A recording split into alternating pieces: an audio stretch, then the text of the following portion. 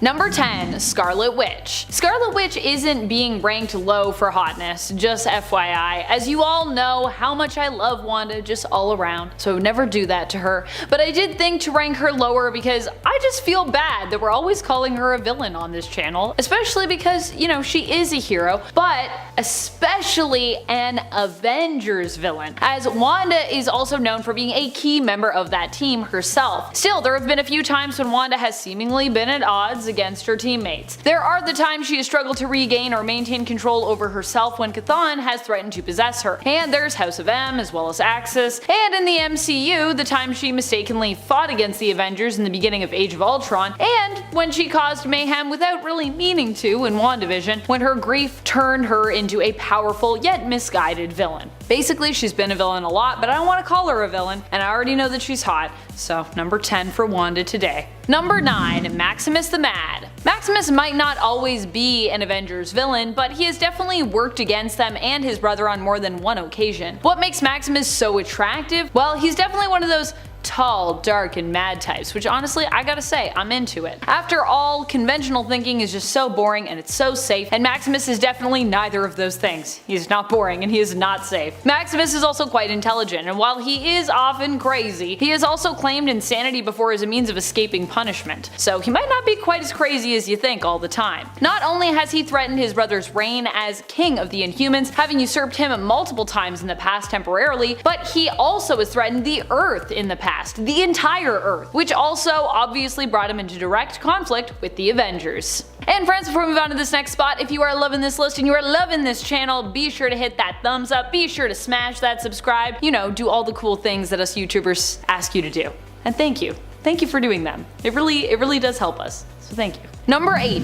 Viper, or rather Madam Hydra as she was once known. Ophelia Sarkinson has not only been a longtime enemy of Captain America in the comics, but is also known for, at times, coming into conflict with the Avengers. In fact, she even attempted to place a spy in their midst, although this only resulted in her spy, who appeared to be Jessica Drew, aka Spider-Woman, but was actually the Skrull Queen at the time, being recruited to also play double agent for the Avengers and Captain America against both S.H.I.E.L.D. and Hydra. Didn't quite work out. Ophelia is known for being sneaky, deadly, and manipulative, but she also looks damn good while doing all three. Number 7. Grandmaster. The Grandmaster in the comics is known as one of the Elders of the Universe. He actually made his first appearance in Avengers issue number 69 back in the day. He quickly became known as an Avengers villain when he challenged Kang to a game where they would each pit their own team of champions against one another. Kang chose the Avengers as his champions in the fight, and Grandmaster made his own team himself, dubbing them the Squadron Sinister. You might actually recognize that team, as an alternate version of them also appeared in the comics recently during the Heroes Reborn event, where they were known as the Squadron Supreme. Although Grandmaster isn't particularly sexy in the comics, his MCU counterpart is quite attractive, as he's portrayed by one of the most handsome and charismatic men alive, Jeff Goldblum. And if anyone wants to fight me about that, I'll see you in the comments. Number 6. Dark Avengers. I mean, not all of the Dark Avengers are sexy, but I think overall they're a pretty hot team, especially considering they're made up of some really bad and really deadly people. Among the ranks of the hottest Dark Avengers are Moonstone as Ms. Marvel, Bullseye as Hawkeye, Daken as Wolverine, Sentry, Ares, and Yelena Belova, who was affiliated with the team for a time, although it was kinda later revealed that Yelena likely wasn't actually Yelena for most or for all of that time. The Dark Avengers is also an attractive group in the sense that they are still playing the role of heroes. Now, they might not always play the role well, but there is something sexy about seeing someone you know as bad playing the part of someone who is heroic. I guess it's just fun to see villains become heroes, or at least, you know, pretend to be heroes. I like when bad people are good, even if they're not really good. You know? Is that a thing? I don't know. Number 5. Kang. This guy we can actually look forward to knowing more about soon, as he's confirmed for the next Ant-Man sequel with actor Jonathan Majors set to play him. But just who is Kang the Conqueror? Why is this a big deal for the Avengers? Well, he made his first appearance in Avengers issue 8 back in 1964, and Kang has seen many centuries. His powers allow him to travel through time, and his futuristic suit of armor is built with weapons that can take on beings from any of those timelines. He's super smart and of course travels with armies, with each warrior equipped with the same armor and weaponry, quickly, so the fights aren't exactly easy by any means. The time travel stuff also doesn't come without consequence either. See, as Kang travels more and more through time, he creates time-displaced duplicates, and with the cosmic multiversal route that Marvel's going with now in the MCU, and especially with Loki's show, we could probably look forward to some more mind-bending battles. Number 4, Taskmaster. Taskmaster made his first comic book debut in Avengers 195. Anthony Masters is a former S.H.I.E.L.D. agent, of course, who turned into a mercenary and assassin. Although he is one guy, he has this ability where he can copy your every move. So he can replicate your physical skills. He has photographic reflexes, so he can watch Black Widow take down an evil henchman, and bam, he's got it locked into his brain. He knows how to do the same type of combat as well. He's actually the villain of the Black Widow movie, but that has yet to come out due to COVID delays, so the general public doesn't really know how cool this guy is yet. He became a teacher based out of the Taskmaster's Academy to train villains and agents, one of those agents being US agent John Walker, who is currently turning heads for all the wrong reasons in Falcon and the Winter Soldier. Now in the comics, it was actually Taskmaster who taught Walker how to throw Cap's shield so well. In Avengers issue 196, he was able to capture Yellow Jacket, the Wasp, and Ant-Man, and then when the rest of the team showed up, he took them on as well, only being defeated because he could not predict the movements of the robot Jocasta. Otherwise, it's a tough battle, this one for sure. Number 3,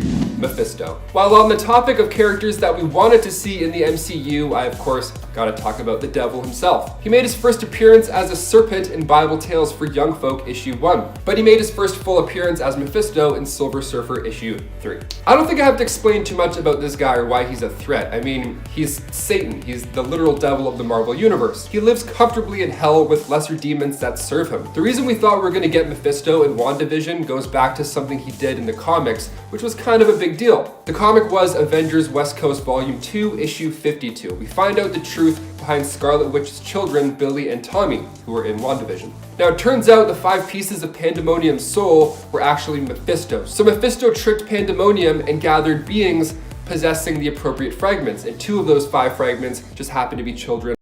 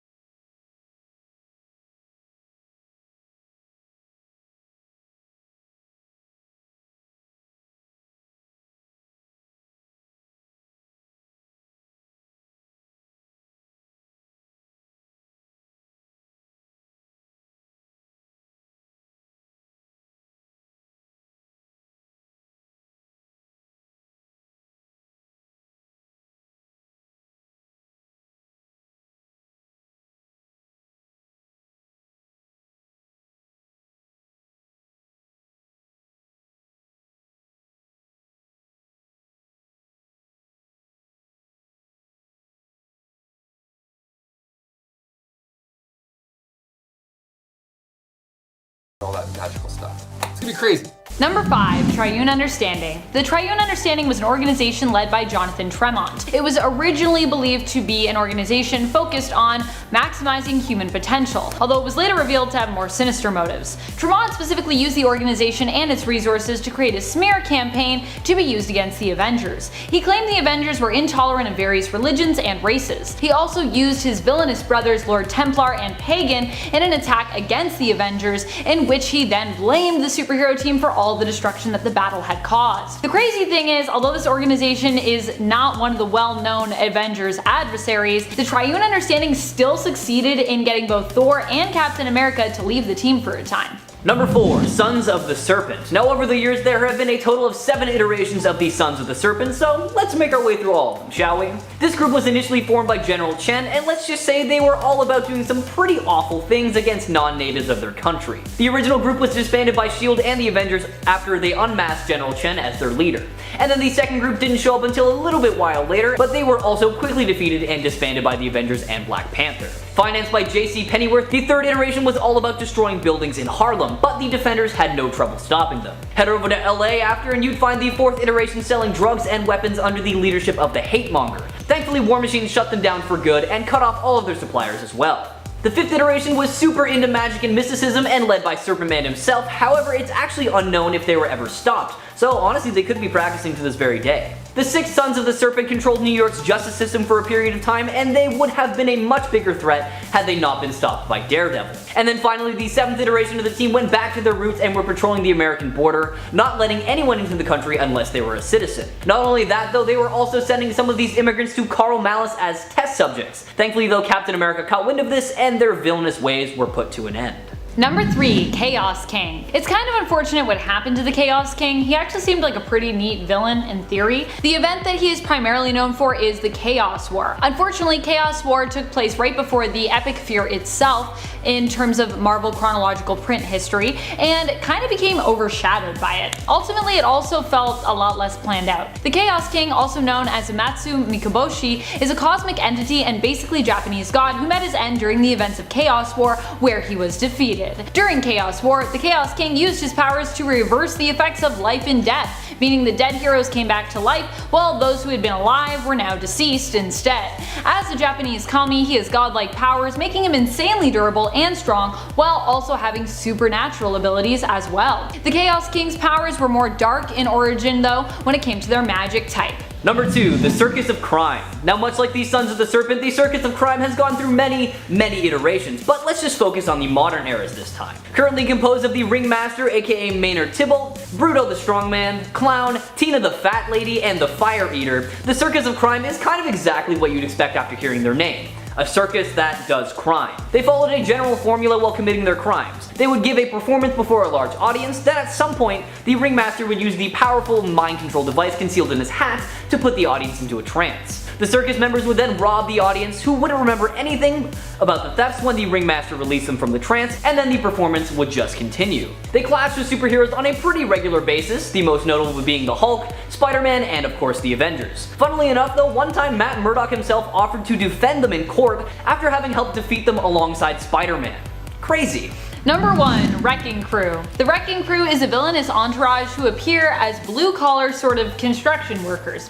In reality, they are Dirk Garthwaite, who was originally Wrecker, and his team comprised of Thunderbell, aka Elliot Franklin, previously a physicist, Bulldozer, previously a military sergeant known as Henry Camp, Pile Driver, aka Brian Kaluski, who used to be a farmer. They received their powers when they all came into contact with the crowbar as it was struck by some kind of magical lightning. They have attempted to take hold of the Avengers Mansion on more than one occasion, teaming up with the Masters of Evil during one of their attempts and kidnapping Misty Knight and using her to control Iron Fist another time.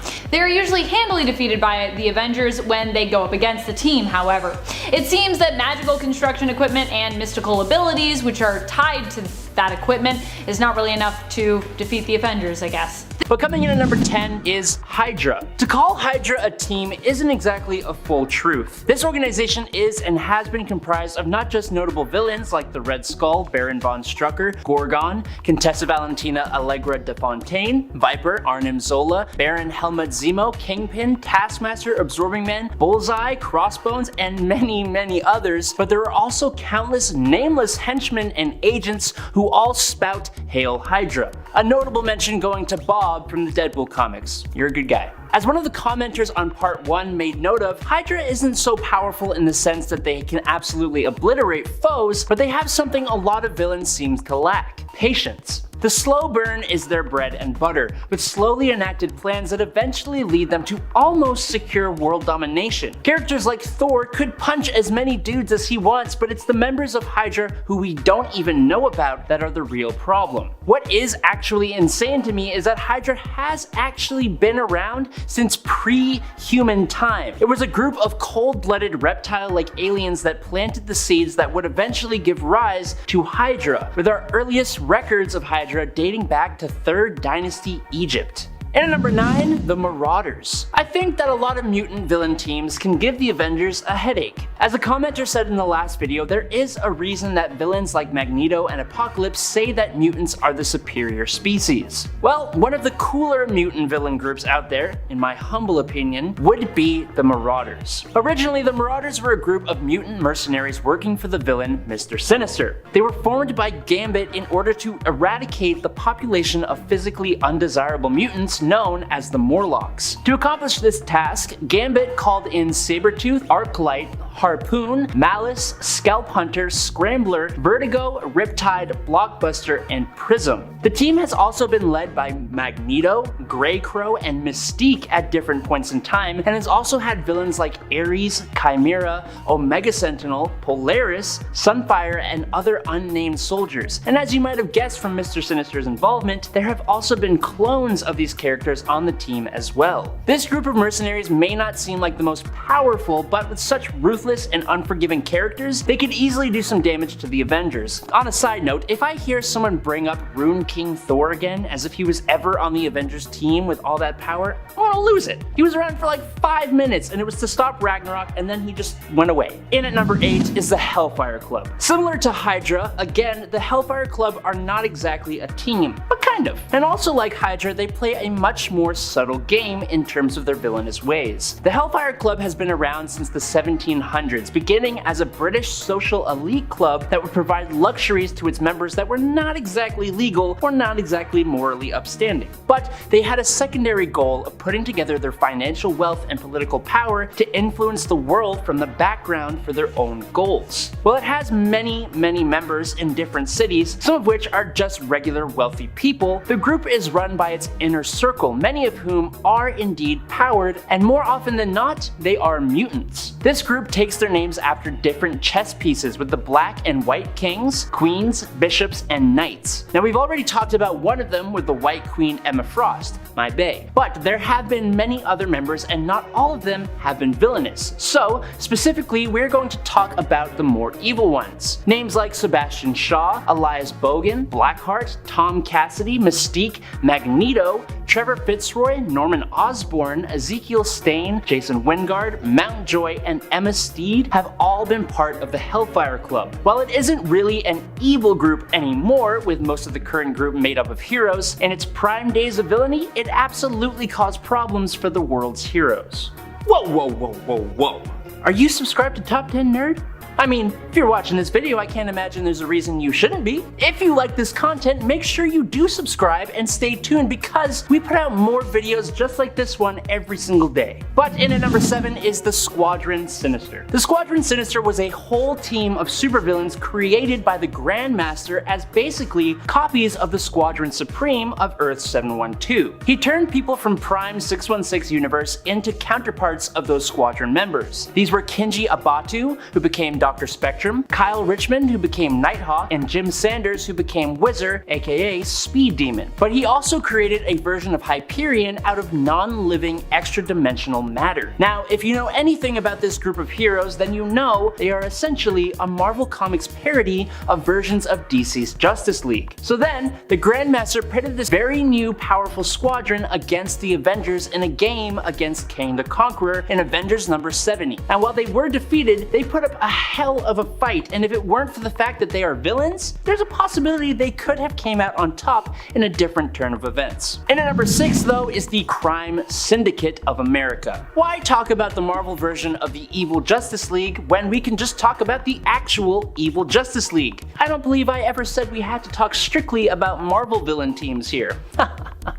Anyways, no. DC's Earth 3 is home to the Crime Syndicate of America, an evil, power-obsessed, and incredibly powerful version of the Justice League that were even strong enough to almost completely take over the actual Earth Zero of DC Comics. Where the Squadron Sinister has Hyperion, who is basically a poo-poo version of Superman, the Crime Syndicate has an actual kryptonite-addicted Superman who pushes around the moon. But on top of that, they have Deathstorm with the Firestorm Matrix powers, Grid, which is basically Cyborg, Johnny Quick, the homicidal Flash, the cowardly Power Ring, who would probably fall to the Avengers honestly, Superwoman, who while extremely powerful was also extremely manipulative, and obviously Owlman, Thomas Wayne Jr., and his sadistic version of Alfred Pennyworth. I would actually love to see how the Avengers fare against this group of villains, because I think it would be really interesting. Let me know your thoughts down below. Number 5, Hawkeye. In the MCU, Hawkeye's had it pretty rough. I mean, by the time Avengers Endgame rolled out, Clint had lost his entire family, and then 5 years after Thanos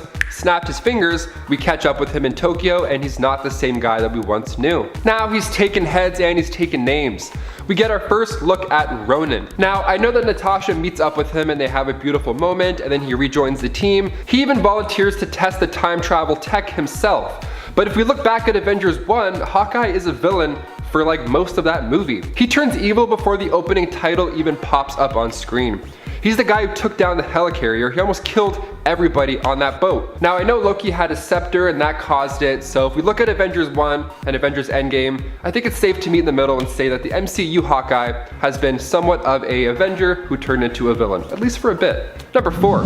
Quicksilver. Pietro Maximoff is the twin brother of Wanda Maximoff, and in Avengers West Coast issue 57 back in 1965, he joined the team. Pietro has been trouble for the team for a long time. I mean, he convinced Wanda to do what she did in House of M. He's framed the Avengers for treason, and he has no problem using pieces of Terrigen to give his daughter Luna special abilities, even though he knows he shouldn't do that. Also, that whole thing with Layla Miller after House of M, where he saved her life just so he can be the one to take her out, believing that she was responsible for the House of M event.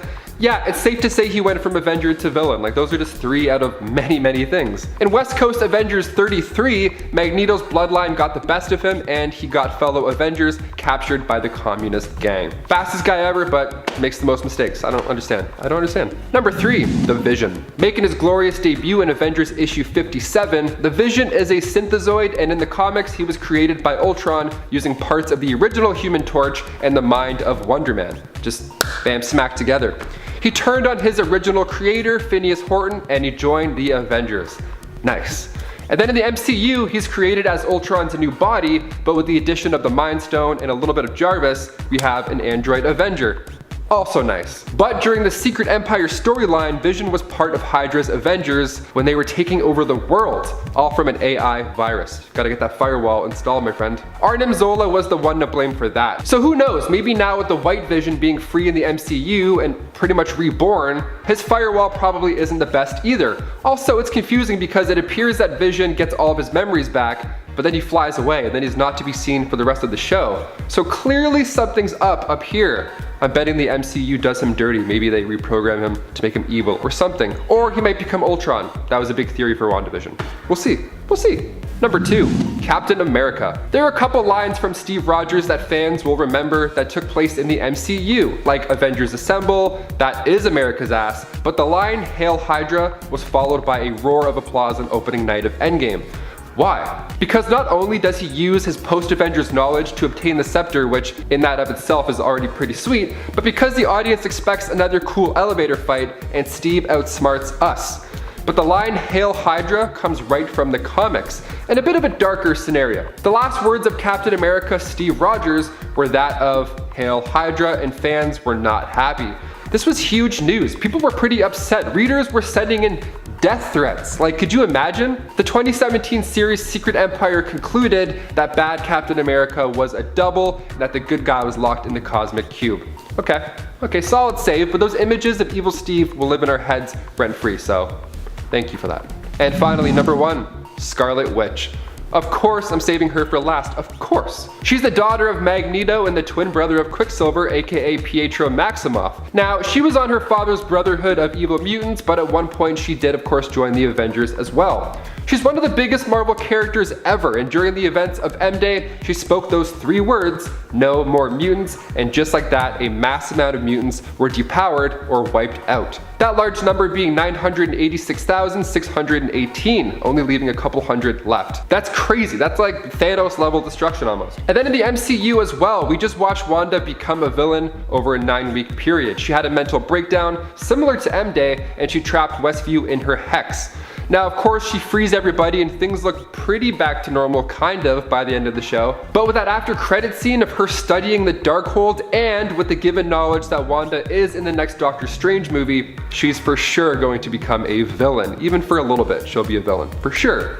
I can't wait to see what else she does. She looked like she was studying up pretty fast while she was sipping tea on her doorstep, so I don't know. Her mind's crazy. She can do anything she wants. Well guys, there you have it. Which of these Avengers are the most forgivable? Honestly, Wanda might be the MCU's big bad villain for the next movie, but that's fine. It's not exactly her fault. She didn't go out and look for these powers. She was forced to get them, and now she's studying a book that she doesn't really know a lot about. More than fair, it happens. But it's also the Book of the Damned, so maybe we're all Kicking off the list at number 10, we have Mojo. I'll start this list off with a rather fun one. Not that any villain isn't fun, but when Mojo's involved, it always gets a little too weird in some way. He made his first debut in Longshot issue 3. Mojo is known for using Earth as forms of TV entertainment for the universe. So we're all actors. I'm in your screen right now. I'm actually part of Mojo's universe. I'm not even real. And his power increases the more viewers that he gets for this interdimensional TV show. So if you subscribe and like this video, maybe I'll get more powerful too, who knows? He's part of a race called the Spineless Beings. They're from a planet called Mojo World, of course, inside a pocket dimension called the Mojoverse. So it's all about him, we get it. He messes with the Avengers in a pretty dramatic way as well, especially in Avengers Annual 1. The Avengers of the Supernatural. Wow, there is a title right there. So in this issue, Mojo abducted the Avengers and created another supernatural version of the team. And if that wasn't weird enough, he made them participate in this reality show called Martian Transylvania Superhero Mutant Monster Hunter High School, which is just a mouthful. Basically, the mutants of the Unity Division were goths, the others were football players and cheerleaders, and the Avengers of the Supernatural were nerds. So he likes to play it weird. And before we continue on with this list of Avengers villains, guys, if you want to go ahead and give us more power by giving us a like down there, and if you haven't subscribed already, you might as well click that, and then you can see all our videos pop up. We do all the work for you. We'll just show up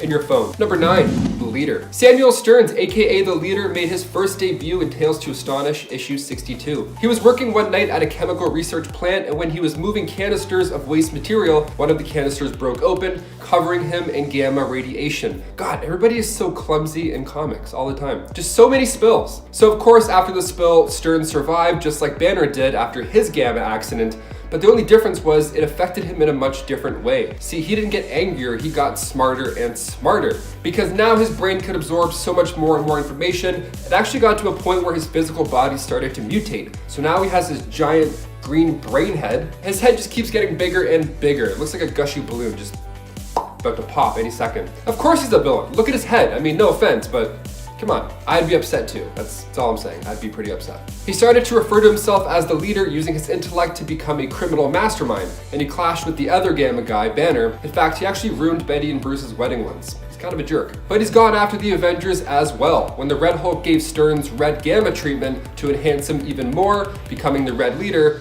he became a member of the Thunderbolts. Number 8, the Mandarin. Ah yes, the first time Marvel told us that the popular enhanced individual was actually an actor all along. The Mandarin. He was in Iron Man 3, kind of. I mean, I'm including him on this list because that version wasn't even close to what he's really like. He made his first appearance in Tales of Suspense issue 50. While exploring the inside of a cave in the Valley of the Spirits, he found an alien ship and a passenger still in there as well, named Axon Carr. But while he was there, he also saw 10 rings, these powerful rings, each representing a new power. So he took them, because he's a villain. Then after finishing off the alien pilot, he began to study these rings and he began mastering them as well. So if he wears them all at once, his mind will be reached by the spirits trapped within the rings. Yeah, he's a pretty sick villain. And then in Iron Man 3, his name's Trevor and he just crushes beer.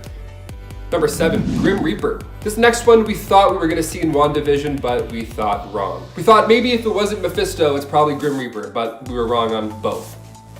The Grim Reaper did not show up, but his silhouette did for a hot second, maybe. Eric Williams made his debut back in Avengers issue 52. He's the brother of Simon Williams, aka Wonder Man. He was considered a black sheep of the family, and when he was younger, he accidentally burnt down his house after, you guessed it, being clumsy with chemicals. The usual. So his brother felt responsible for not stopping him or being there for him when watching him. So after that, he began to watch him closely, a little bit too close.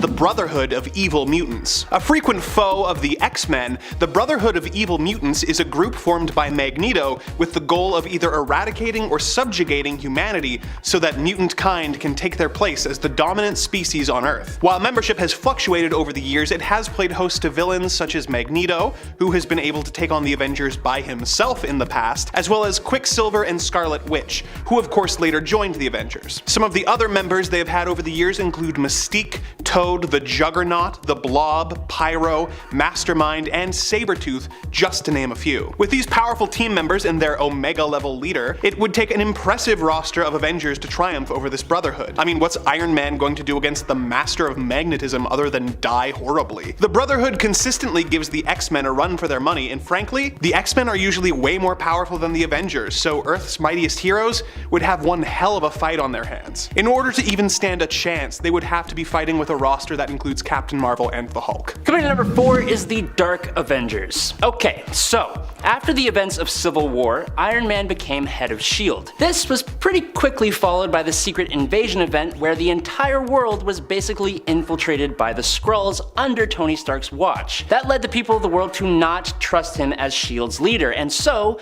Norman Osborn of all people was chosen as the new director of S.H.I.E.L.D., and somehow a lot of people thought that was a good idea. Norman then did a mass rebranding, turning S.H.I.E.L.D. into Hammer, which doesn't actually stand for anything, it just sounds cool. His Thunderbolts became a Black Ops team, and a bunch of Avengers quit, which prompted him to take on new members. Bullseye, Moonstone, and Venom, who are all loyal members of the Thunderbolts, came in dressing up as Hawkeye, Miss Marvel, and Spider-Man respectively. Two extremely strong Avengers, Ares God of War and Robert Reynolds the Sentry, both remained on the team. Then there was also Daken, the son of Wolverine, adopting a costume like his dad's, and Novar, a Kree who took on the Captain Marvel title. Lastly, Osborn himself suited up in a suit of Iron Man armor, but with the Captain America red, white, and blue, plus a star, dubbing himself the Iron Patriot. A team that includes Sentry is almost always a powerhouse, but then you add these other team members and manipulate Sentry to unleashing the Void. The heroes had their hands full just trying to deal with these Dark Avengers and Norman Osborn's hammer. And in at number 3 is the Horsemen of Apocalypse. Every time the ancient, incredibly powerful mutant Apocalypse shows up to cause a headache for the heroes, he is almost always accompanied by his horsemen. Extremely powerful mutants, and sometimes non-mutants, chosen by Apocalypse to receive biological, genetic, and celestial enhancements that push their power to a substantially higher level. They can have their powers augmented or receive completely new powers altogether, whatever would help Apocalypse and whatever his current goal is. Some of the most powerful beings have been one of the Horsemen at some point. I'm talking characters like the Sentry, Hulk, Wolverine, Sunfire, Polaris, Psylocke, and Gambit. But even characters that hadn't existed before showed up as his Horsemen, and they were intense. Apocalypse's final Horseman team, for example, were all largely unheard of characters, but there was Decimus Furious, who was a giant Minotaur-looking guy from way back in the Roman Empire, Jeb Lee, who can give people cancer and cause their flesh to be eaten away by playing on the drums, which is just odd. Sanjar Javid could transmit a whole spectrum of different deadly diseases via metal, and then there was Ishizumi, who could detach her jaw and send an absolutely massive and terrifying swarm of Yum beetles that could devour or dismember her target and steal their memories. Like what? And I haven't even spoken about the first Horseman, and I'm not going to. Number 2, the Black Order. The goal of the Mad Titan Thanos is to wage war on life itself in an effort to impress the woman he loves, who also happens to be Death. In order to help him with this goal, he has assembled a team of aliens to serve as his generals, the Black Order. Members include Corvus Glaive, who is not only a tactical genius, but immortal as long as his blade remains intact. Hela, the goddess of death, the Primordial Elder, the Challenger, who can access residual energy from the Big Bang, the telekinetic sorcerer Ebony Maw with persuasive powers, Black Swan, who can shoot optic blasts and has so much strength that she escaped from a prison designed to hold a Herald of Galactus, Black Dwarf, who is pretty much just big and strong, and Proxima Midnight, who is an expert combatant with super strength, endurance, and near invulnerability. They were memorably featured in the Infinity War movie and caused just as much if not more trouble for the heroes in the comics as they do in the film. And in at number 1 is the Cabal in Secret Wars. You know, if you create a group for the sole purpose of destroying planets, you know they have got to be pretty powerful. And the Cabal, created by Namor the Submariner, are absolutely powerful. So during Jonathan Hickman's Avengers and New Avengers, these things called incursions started to happen, orchestrated by the Beyonders. Essentially, two multiverses would crash together, destroying them both, and the focal point for that crash was the Earth itself. When the incursions started to threaten the multiverse, Namor had a different view from the rest of the Illuminati, and during the incursion with Earth 4290001, Namor destroyed that Earth to save both universes and save his Earth. Now when the next incursion presented itself right after that, the Illuminati were going to just let it happen instead of destroying an entire alternate Earth. Standing against that, Namor teamed up with Maximus the Mad of the Inhumans, and then together they freed the prisoners of the Illuminati, which included Proxima Midnight, Corvus Glaive, Terrax, the Herald of Galactus from Earth 13054, Black Swan, and the Mad Titan Thanos himself. Basically, this is like the Black Order from the last point, plus some insanely powerful additions. And they are very, very powerful. This group of villainous powerhouses were sanctioned by the United Nations to destroy the alternate Earths that appeared during incursions. While Namor had planned to use explosions to destroy the other Earths, Thanos, who pretty much took control of the group, led them in what was basically a complete and utter slaughter. After Namor tried to betray the group during another incursion, they instead became trapped on the other Earth and escaped to the ultimate 1610 universe, where they welcomed an evil alternate version of Reed Richards, known as the Maker, onto that team, making them even more powerful. When they survived the end of the multiverse and end up on Battleworld, this group was strong enough to face an army of Thors, but they didn't really stand a chance against God Emperor Doom. Number 10. Death Urge. Similar to how the DC Universe has the Black Flash acting as messenger of death, Marvel decided to dip their toes into that realm as well, and out came Death Urge, a wraith-like superhuman entity with the ability to fly at some ridiculous speeds, turn intangible, and of course, pull various weapons like spears and swords out of their body. When these weapons strike Death Urge's targets, they immediately die with a blackness spreading from the spot where the weapon struck and passed through the target's body. If the weapon happens to pass through someone other than Death Urge's target, that person only feels a numbing coldness but will not actually blacken or die. Death Urge's only targets are apparently only those who have craved death and oblivion to some degree, so I guess I better be on the lookout.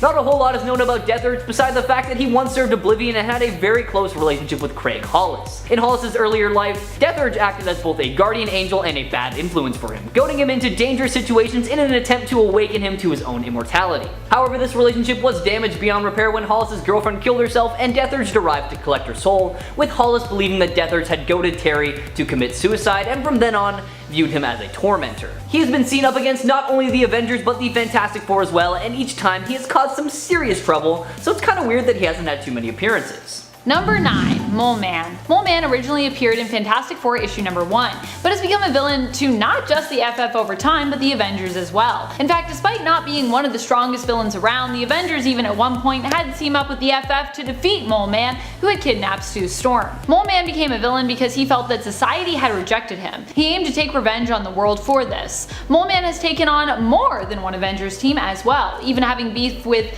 not officially sanctioned West Coast Avengers, believing the team had attacked his home of Subterranea located beneath Monster Island. He is also tangled with Tony Stark's Mighty Avengers as well. Number 8. Star Stalker. Varanus aka Star Stalker is a dragon-like alien monster from the planet Vormir.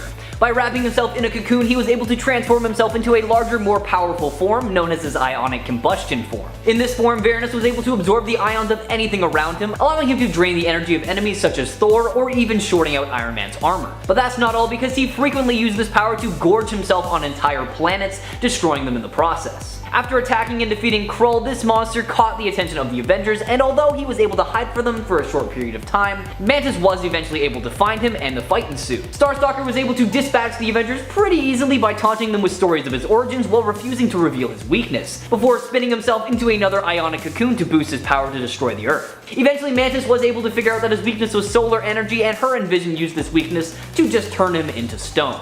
Number 7. Red Ghost. The Red Ghost is also a Fantastic Four villain as well. He is a Russian communist who is known for his mad science. He studied and sought to recreate the mutating effects of the cosmic rays, which were responsible for giving the Fantastic Four their powers. As such, Ivan Kragoff built a ceramic ship and went up into space with a team of apes. He and his apes gained powers. Ivan himself gained the ability to appear intangible, hence his name as the Red Ghost. Because, you know, he's a communist and he can be see-through. And he also became the leader of the Super Apes, because they also got powers. Later on, he would team up with Moleman and ended up fighting the Avengers while they attempted to rescue their kidnapped teammate Giant Man from Moleman's clutches. He was also thwarted by the Avengers later on when he attempted to rob a bank randomly with his team of Super Apes. Number 6. Cyclops. No, not Cyclops, Cyclops.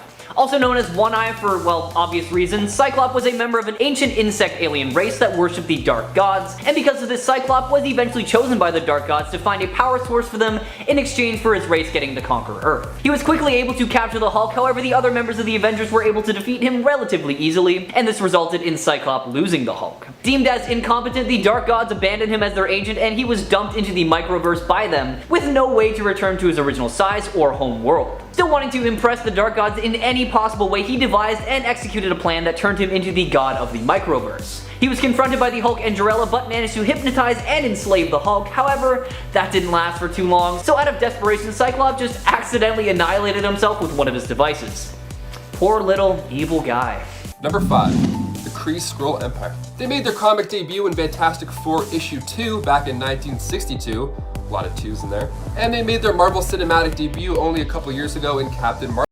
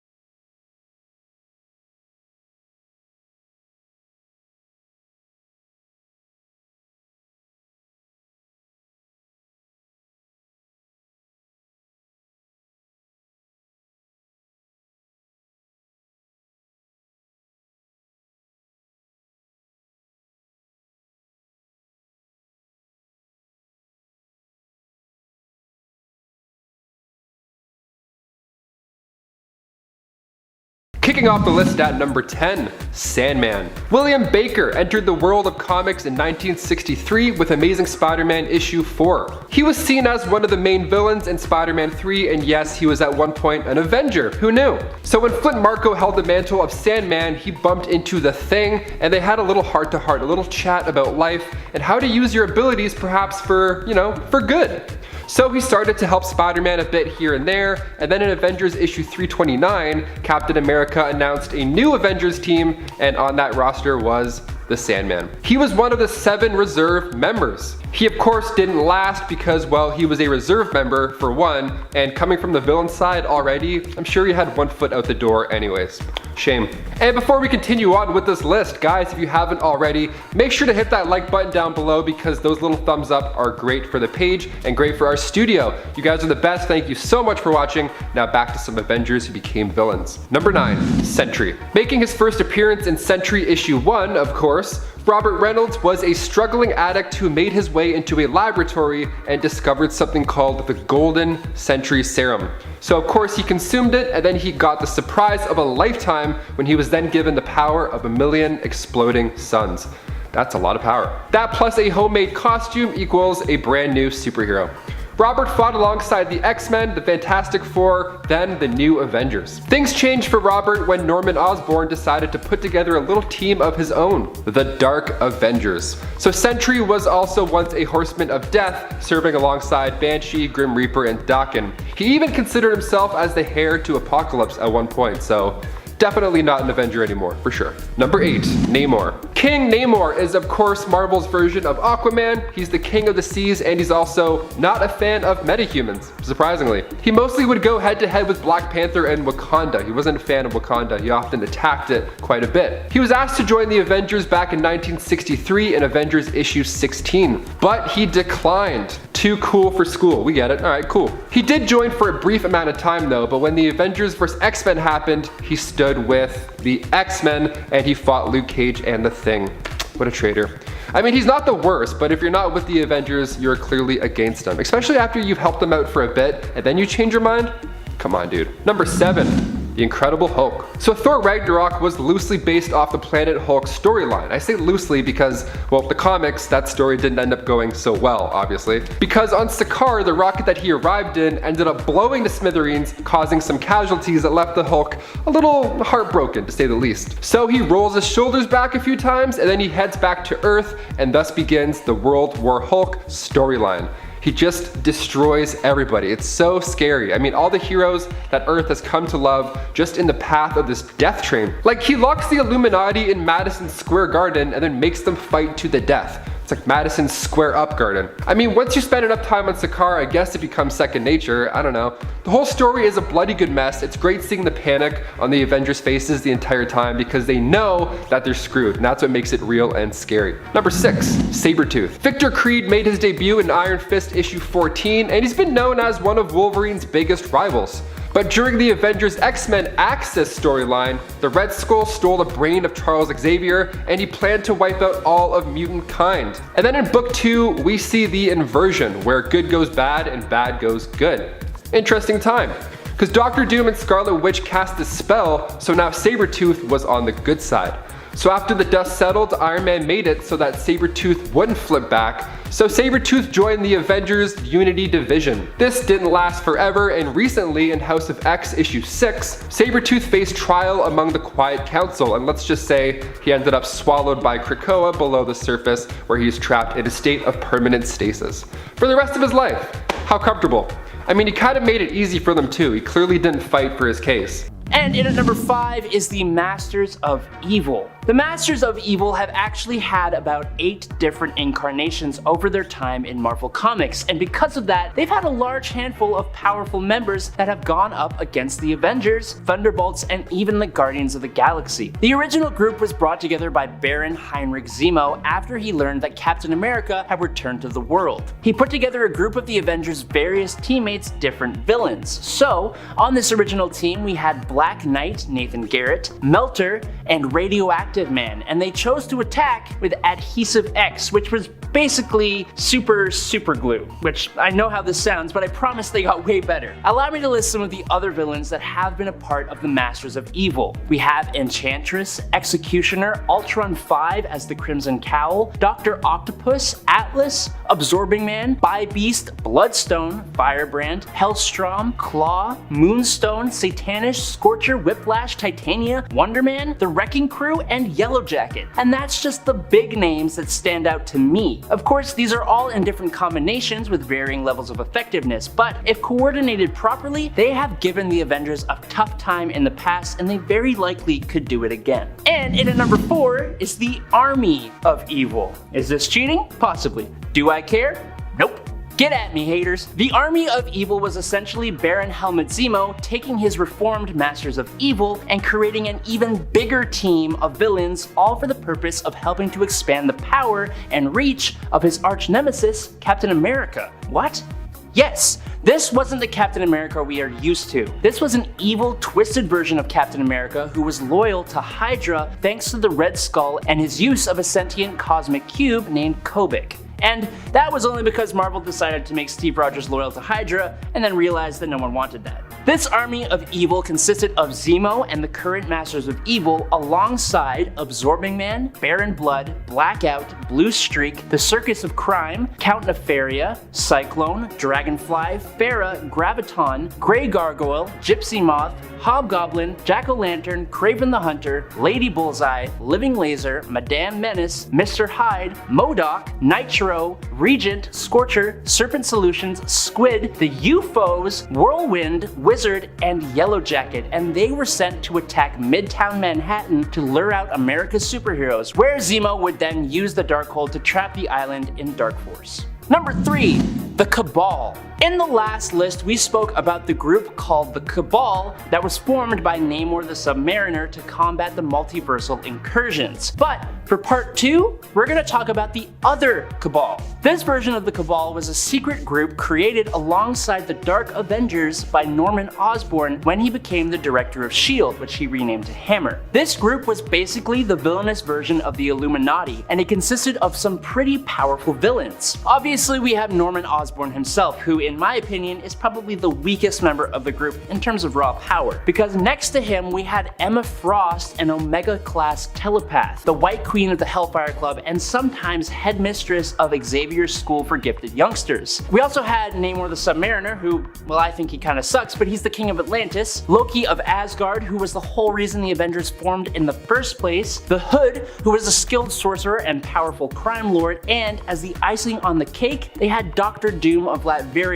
who really doesn't even need much of an introduction. Taskmaster was also part of this group as well for a little bit, so yes, this team was highly capable. Unfortunately for them, their alliance was tenuous at best, as it usually is with villainous teams. And at number 2 is the Legion of Doom. So we talked about the crime syndicate from the DC universe, but what would be even more compelling than that would be to see how a group of actual Prime Earth DC villains would do against the Avengers. And why not pick the Legion of Doom as that group? The Legion of Doom is made up of probably the most prominent of the Justice League's individual villains. I mean, we've got Lex Luthor founding this team and being backed up by Black Manta, Cheetah, Gorilla Grodd, the Joker, and Sinestro. But that's just the original group. Currently, it consists of Amazo, Black Hand, Brainiac, Captain Boomerang, Captain Cold, Golden Glider, Heatwave, Punchline, Scarecrow, Vandal Savage, and Weather Wizard, plus all the original members who I just mentioned. And it at one point even had Black Adam, Mr. Freeze, and Ra's al Ghul. This team would absolutely crush the Avengers, and that's hard for me to even say because I definitely prefer Marvel over DC. There's just no doubt in my mind. Well,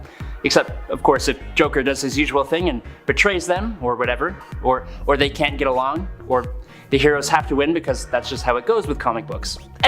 Barring those 3 things, they would crush. Anyways, in for number 1, and for my last trick, I will talk about a group of villains from neither Marvel or DC. No, for our number 1 spot, we're gonna talk about the Viltrum Empire from Image Comics' Invincible series. Again, a loose definition of the word team, but I mean, if you're all from the same planet with the same goal of ensuring the survivability of your race, that's kind of like a team, a very large team. But the Avengers have faced off against entire races of species before, so I don't know.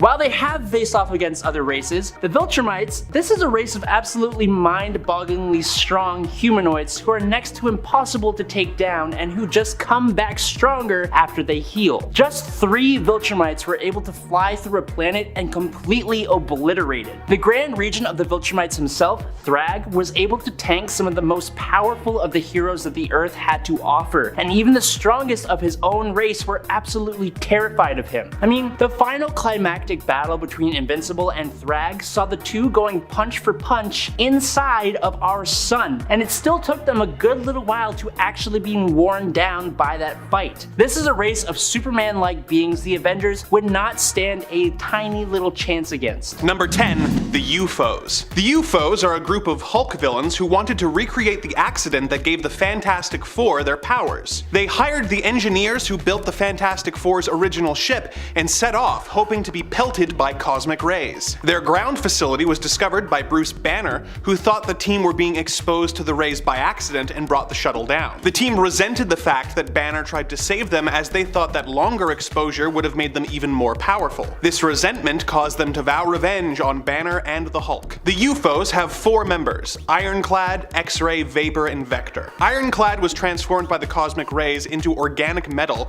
that he can control, making him able to increase or decrease his weight at will. This allows him to hover in the air or come down on his enemies with the force of a mountain. He also has superhuman strength and durability. X-Ray was transformed into living energy and therefore can't really be hurt. He can fly, turn invisible, and emit radiation blasts, as well as negative gamma rays, which allow him to transform Hulk back into his human form. I suppose he could also use this power to give most of the Avengers cancer. Vapor can transform into any gas she wants, usually using it to poison her enemies. Vector has telekinetic powers which he can use to move objects, as well as focus into blasts, which have shown to be able to flay most of the Hulk's skin. Sure, the Hulk has managed to take them out on his own, but if they can get him off the board with X-Ray's powers, the other Avengers will have a challenge taking out this supergroup gone bad. In at number 9 is the Sinister Six. Spider-Man is one of the best heroes Marvel has to offer. Maybe not the most powerful, but arguably the most popular and inspiring. But gosh darn it if he doesn't have a knack for absolutely ticking off his villains with incredibly good, and some might say annoying, quips. He drives villains insane, which is likely why his 6 greatest villains came together to try and bring him down for good. The original team was made up of Dr. Octopus, Electro, Kraven the Hunter, Mysterio, Sandman, and the Vulture, and each one of these villains can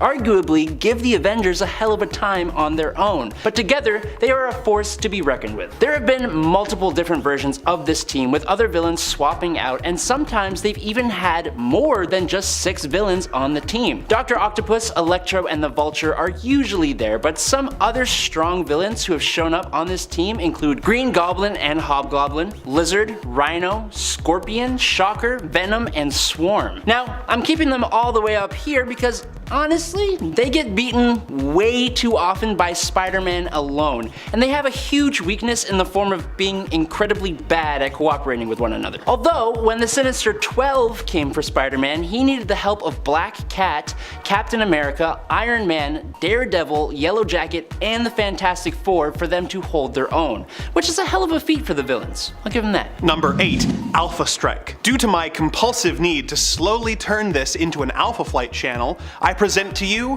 Alpha Strike. Alpha Strike is a team led by the Master of Evil, who with a group of villains and a few mind-controlled heroes managed to take over Canada and nearly destroy Alpha Flight in the process. Members of this team include a brainwashed Vindicator who has a battle suit that allows her to lift heavy objects, fly, teleport herself westward at the speed of the Earth's rotation, and fire energy beams that can incinerate a person with ease. Other members include Purple Woman, who like her father the Purple Man can compel people to do whatever she tells them, Citadel, who has a healing factor and adamantium armor grafted onto his body, as well as super strength so powerful he was able to send Colossus flying, the Wendigo, who routinely gives the Hulk a run for his money, and Ranark, who is a powerful user of dark magic, who was once a shaman who tried to claim enough power to become a god. And to anyone who doesn't think the Master would be a threat to the Avengers, I remind you that he already was, as it was he, disguised as Canada's ambassador to the Alpha Flight space program, who manipulated the Inhuman Profiler's evidence in order to isolate Captain Marvel and help cause the second Marvel Civil War. Number 7. the Liberators. Hailing from the Ultimate Universe of Earth 1610, the Liberators are a group of supervillains who, with under-the-table support from the governments of Russia, France, China, North Korea, Iran, and Syria, invaded the United States. In an effort to counter the United States super team, the Ultimates, the team consisted of each country's version of a super soldier, as well as thousands of mercenaries who each had battle suits that granted them super strength and flight, but shortened their lifespans to only 1 month. Due to extensive planning before the invasion to counter the Ultimates, the Liberators were able to successfully invade in just a few days, taking out the Fantastic Four, the Ultimates Reserves, as well as Quicksilver, Scarlet Witch, and Spider-Man. The Colonel is an Iranian version of Captain America, having a similar power set. This universe's version of the Abomination is from China, but is otherwise very similar to his 616 counterpart. Crimson Dynamo is a Chinese Iron Man who has a battlesuit as well as 50 giant-sized duplicates that he can control. Perrin is the Russian equivalent of Thor, sporting a hammer and a sickle. Hurricane is a North Korean speedster. The ultimate version of Swarm is a mutant woman from Syria who can control millions of bugs at a time. Schizoid Man is the Frenchman who can duplicate himself in a manner similar to Multiple Man. And rounding out the team is the god of mischief himself, Loki, who doesn't have a personal stake in the fight, but thought it could be fun to help start World War III. Between all these superpowered foes and their augmented army, the Avengers of Earth 616 would have a hard time overcoming these Liberators. Coming in at number 6 is Intelligentsia. While some teams have power in raw strength or battle prowess, Intelligentsia has brain power, which basically means they get away with things much more often and for much longer. The team is made up of some of the smartest villainous minds. The leader, MODOK, Mr. Sinister, Wizard, Dr. Doom, Egghead, Claw, Mad Thinker, and more have all at some point been a part of this group. Initially, they formed to exchange information between themselves, but then began collecting parts of the Library of Alexandria scattered in some of the most legendary places, because that's just how it works, and they even caused the arrival of the Beyonder. But in my humble opinion, the team became much cooler during World War Hulk. When Hulk came back to Earth, waging war on the planet, Leader brought the team together, and using their knowledge to hack into defense satellites and harness cosmic energy, they brought the hulking behemoth all the way down to the ground. Using this tech, they managed to figure out how to use cosmic energy and gamma radiation to create incredibly powerful beings like the Red Hulk, Red She-Hulk,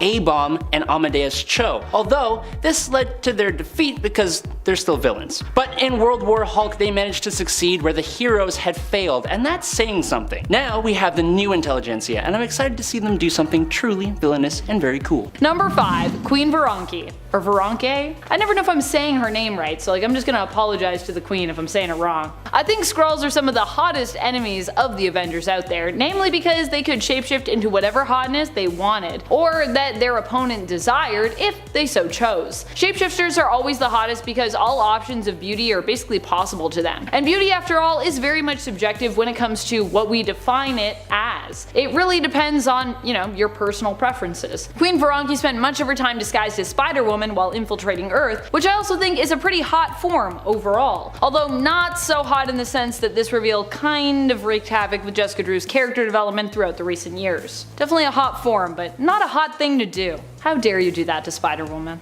Oh, Queen Veronki. Number 4, Loki. Real talk, I almost forgot to mention Loki on this list, but fortunately I caught myself before I straight up just left him off. I would have been so disappointed in myself if that had happened. Loki is an amazing villain who is also known for being a sometimes shapeshifter and an all-the-time trickster. Loki has taken on many forms before, and even for a time was known as Lady Loki when he stole the body of Thor's love, Lady Sif. He also posed as Wanda Maximoff, the Scarlet Witch, attempting to bend the Avengers to his will and create and lead his own team. All in all, Loki is a villain who cannot be trusted. But the fact that almost everything is a game or illusion to them is something that makes Loki so endearing. Even though he's often a liar, you kinda wanna believe him. Loki was so charming, he even fell for a version of himself when he crossed paths with the Loki variant Sylvie in the Loki Disney Plus streaming show. You know also that you're hot if you're falling in love with yourself. Number 3. Ultron. I know this might seem like a weird pick to some, but remember when Ultron was a hot lady? This was during the Ultron Initiative, back when Frank Cho was drawing Ultron and basically decided he wanted to draw a really hot and naked Janet Van Dyne as his Ultron. And honestly, I gotta say, Ultron be looking pretty good here, I cannot deny. Although the reasoning for Ultron wanting to look this way was not quite as solid as the overall appearance of the character. Still, Ultron is kinda hot even when appearing as a masculine automaton. As I've said before in previous lists, I personally think robots deserve love too, and Ultron is really no exception to that rule. Even though, yeah, he does kind of want to destroy all of humanity, but you know, what if we deserve it? And also, what if Ultron just didn't get enough hugs? Did you ever think of that?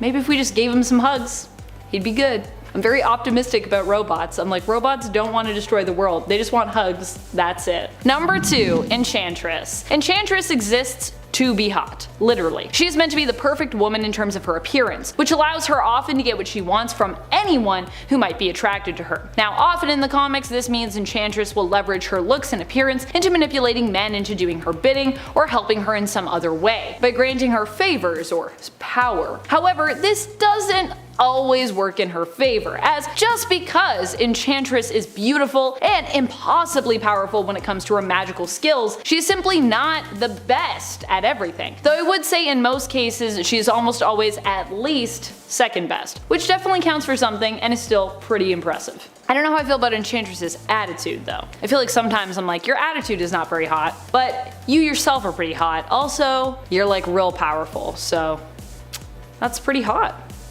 Number 1. Kang. So not only is Kang a hottie in the comics, okay, so maybe he's not quite a hottie in the comics, but he's definitely 100% a hottie in the Marvel Cinematic Universe, where he's played by Jonathan Majors. Not only did Majors do a great job of introducing us to this enigmatic time-traveling multiversal villain in the season 1 finale of Loki, but he will also be allowing us to fall in love with multiple different Kangs, I'm sure, as we continue to meet him again and again throughout the franchise. After all, the Kang we met wasn't even the most deadly version, and undoubtedly we are going to be in for a real sexy and fun treat when we run into him again, or another version of him, in Ant-Man and the Wasp: Quantumania. I just hope the Kang truly gets to become the next big bad in the MCU, as he so deserves that. Also, I just want more Jonathan Majors because he's just great, so yes, give me that, please.